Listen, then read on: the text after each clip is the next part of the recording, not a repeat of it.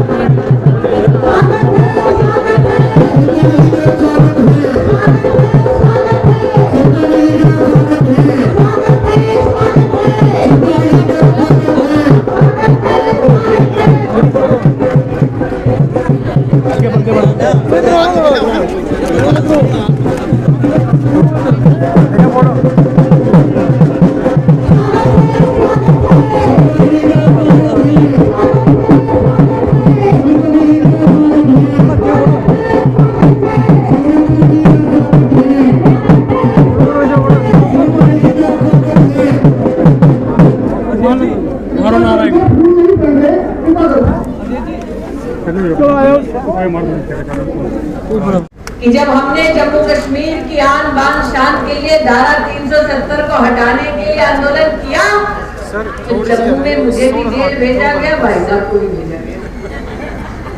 और हम सब उस वक्त प्रिया को परेशान करते थे कि हमें जेल हो रही है तो हमारे परिवारों को फोन कर देना कि हम ठीक है, हमारी चिंता ना करें।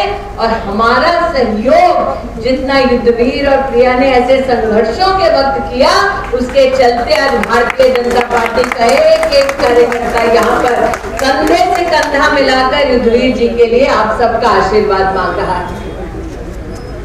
अभी अभी मैं पत्रकारों के सम्मुख भारतीय जनता पार्टी के संकल्पों को दोहरा रही थी और उन संकल्पों को दोहराते वक्त एक पत्रकार मित्र ने मुझसे कहा कि हाल ही में कश्मीर से उमर अब्दुल्ला साहब ने राहुल गांधी जी को हिदायत दी है कि जम्मू पे फोकस करो, जम्मू पर कांग्रेस का कोई भी प्रभाव दिखता नहीं।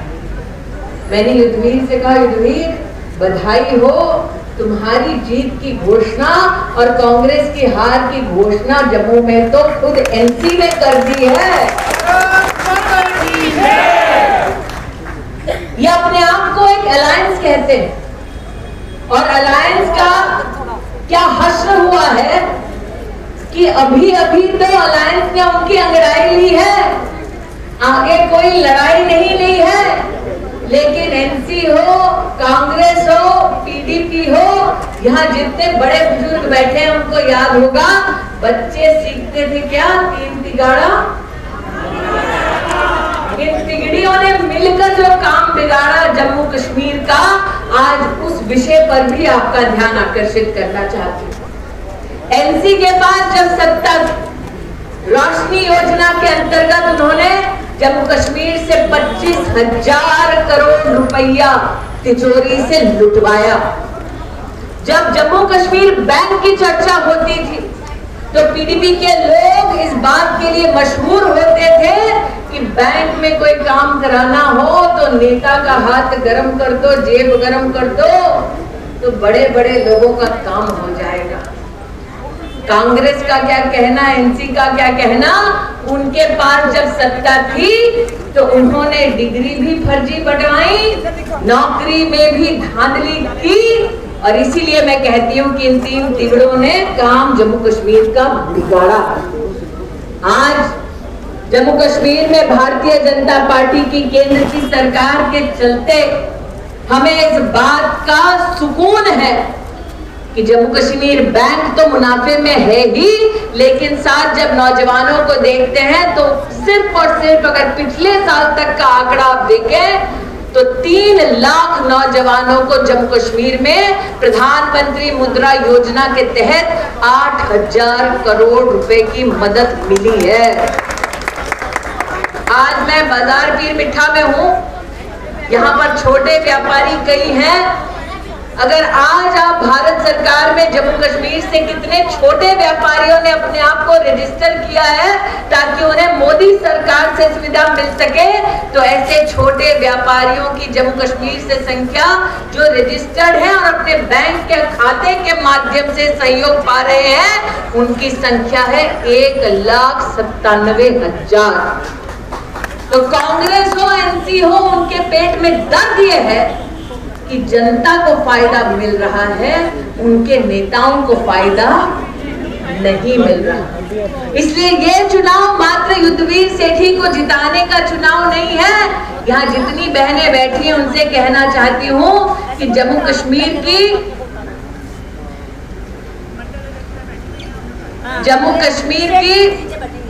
जितनी भी बहनें, ये चुनाव उनका फैसला करने का चुनाव है कि क्या अपने घर की चाबी, अपने बच्चों के भविष्य को आपने सुरक्षित रखना है, तो आपको पोलिंग बूथ पर जाना है, अपने लिए और अपनों के लिए कमल का बटन दबाना है और युद्धवीर को जिताना है। जब मैं बहनों के सम्मान की बात करती हूँ तो ये भी स्पष्ट है, सत्ता कांग्रेस के पास रही, एनसी के पास रही, पीडीपी के पास रही, लेकिन जम्मू कश्मीर की साधारण महिलाओं को जो भारत के संविधान में अधिकार है, उनसे वंचित रखने का पाप कांग्रेस, एनसी और पीडीपी ने किया। आज भाजपा की जितनी महिलाएं मंच पर बैठी हैं, यह हमारा गौरव है कि प्रधानमंत्री मोदी ने भारतीय जनता पार्टी की सरकार के माध्यम से अब जम्मू कश्मीर की असेंबली में भी 1/3 हिस्सा जम्मू कश्मीर की औरतों का होगा, इसकी घोषणा, इसकी कानूनी व्यवस्था की है। और आज भाजपा के संकल्प को दोहराते हुए मुझे इस बात की खुशी है कि हमने ये संकल्प लिया है कि पंचायत में, अर्बन लोकल बॉडी में भी हम आरक्षण जम्मू कश्मीर की बहनों को देंगे, ताकि वो सिर्फ वोटर बन के नहीं, जम्मू कश्मीर की राजनीति में लीडर बनकर अपना नाम रोशन करें। हम सब जानते हैं, जो वरिष्ठ बहनें हैं परिवार जैसे बढ़ता है, तब उस बढ़ते परिवार में जो माँ है, जो मुखिया है, वो कहती है अगर थोड़ा पैसा बचा है तो दोते पे खर्च दो, दोती पे खरीद दो, पोती को दे दो, पोते को दे दो, बहू को दे दो, दामाद को दे दो, बेटे को दे दो, बेटी को दे दो, हस्बैंड को दे दो, अपनी चिंता कभी नहीं। कोख से जन्मे उन्होंने बढ़ती उम्र में घर की महिला की कितनी जद्दोजहद होती है, कितनी चुनौती होती है, इस बात को समझा और इसलिए भाजपा ने संकल्प किया कि मां के सम्मान में हम योजना चलाएंगे। अगर आप पोलिंग बूथ पर जाकर कमल का बटन दबाएंगे, युद्धवीर को जिताएंगे, भाजपा की सरकार बनाएंगे, तो हर घर की सबसे जो प्रमुख महिला है, उम्रदराज महिला है, सबसे बड़ी महिला है, उसको साल का 18,000 रुपया भारतीय जनता पार्टी की सरकार ने। हम सब जानते हैं कि मोदी है इसलिए मुमकिन हुआ कि IIM, IIT और एम्स जम्मू कश्मीर में आया, वरना कश्मीर के बच्चों को IIM, IIT के दर्शन जम्मू कश्मीर के बाहर हुआ करते। एक वक्त था जब दिल्ली में एम्स में भर्ती होने के लिए जम्मू कश्मीर के नेताओं के पीछे पीछे गरीब आवाम दौड़ती थी, ये पर्ची दे दीजिए ताकि दिल्ली जाकर अपने परिजन को दिखा दो। आज सांबा जिला में 2000 करोड़ की लागत से एम्स का आना, ये अपने आप में बहुत बड़ी बात है। ये नामुमकिन सा लगता है उन लोगों को जिन्होंने वर्षों वर्ष कि जम्मू को आप विकास से वंचित ना रखें, इस बात को बार बार कहा और इसके लिए संघर्ष किया। इसलिए आज मुझे इस बात का आनंद है ये कहते हुए कि एनसी, पीडीपी और कांग्रेस की सत्ता रही, लेकिन ये सिर्फ और सिर्फ भारतीय जनता पार्टी है जिसने आयुष्मान भारत के चलते 5 लाख रुपए की सालाना मेडिकल मदद गरीब परिवारों को दी। और अब ये भी संकल्प लिया कि आप पोलिंग बूथ पर जाएंगे, कमल का बटन दबाएंगे, युद्धवीर को जिताएंगे, भाजपा की सरकार बनाएंगे, तो आयुष्मान भारत के चलते आपको 5 लाख रुपए नहीं 7 लाख रुपए की मदद मेडिकल में भाजपा की सरकार करेगी। यहाँ जितने छोटे छोटे व्यापारी हैं, जितने घर हैं, सब इस जद्दोजहद में रहते हैं कि हमारे बच्चे अच्छे कॉलेज में जाए, अच्छे स्कूलों में जाए, पढ़े। लेकिन अगर अच्छा कॉलेज थोड़ा दूर है तो माँ बाप की सबसे बड़ी चिंता ये होती है कि आने जाने का किराया इतना है कि है तो संस्थान लेकिन जाए कैसे। इसलिए हमने संकल्प लिया है कि आप पोलिंग बूथ पर जाएंगे, कमल का बटन दबाएंगे, युद्धवीर को जिताएंगे, भाजपा की सरकार बनाएंगे, तो यातायात के लिए ऐसे उच्च शिक्षा के संस्थानों में साल का छात्र 3000 रुपया भाजपा की सरकार से पाएंगे। हम जानते हैं कि कई माँ बाप ऐसे जिनकी इच्छा यह है कि हमारा बच्चा यूपीएससी की एग्जाम में बैठे, जेकेपीएससी के एग्जाम में बैठे, लेकिन कोचिंग का पैसा नहीं होता। हमने ये संकल्प लिया है कि आप पोलिंग बूथ पर जाएंगे, कमल का बटन दबाएंगे, युद्धवीर जी को जिताएंगे और भाजपा की सरकार बनाएंगे तो 2 साल तक 10,000 रुपए का कोचिंग की व्यवस्था ऐसे नौजवानों के लिए की जाएगी जो यूपीएससी का और जेकेपीएससी का एग्जाम देना चाहते हैं। हम क्षेत्र के नौजवानों को, परिवारों को और सुरक्षित और ताकतवर और सुदृढ़ करना चाहते हैं। और कांग्रेस, एनसी और पीडीपी एक ही रट लगाए बैठे हैं कि उनके पास कभी सत्ता आ गई तो वो धारा 370 वापस लिया है।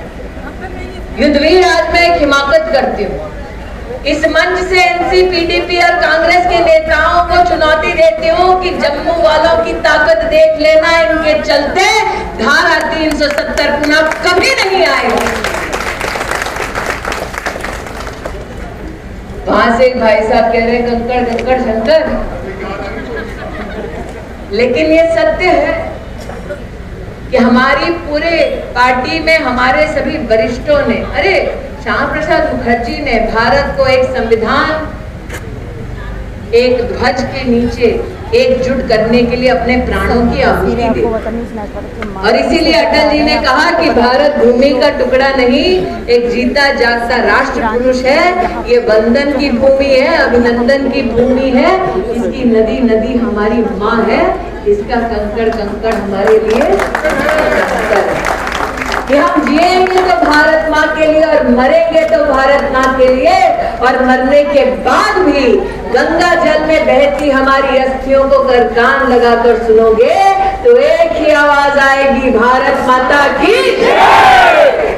तो जो भारत माता जयकारा लगाते हैं वो कभी ना एनसी को वोट दे सकते, ना पीडीपी को वोट दे सकते, ना कांग्रेस को वोट दे सकते, क्योंकि इन 3 तिगड़ों में जो काम बिगाड़ा वो सिर्फ जम्मू कश्मीर का नहीं बिगाड़ा।